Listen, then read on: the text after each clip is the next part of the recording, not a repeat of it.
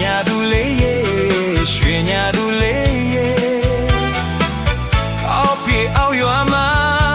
မပြောဘူးမပြောတော့ဘူးခွေ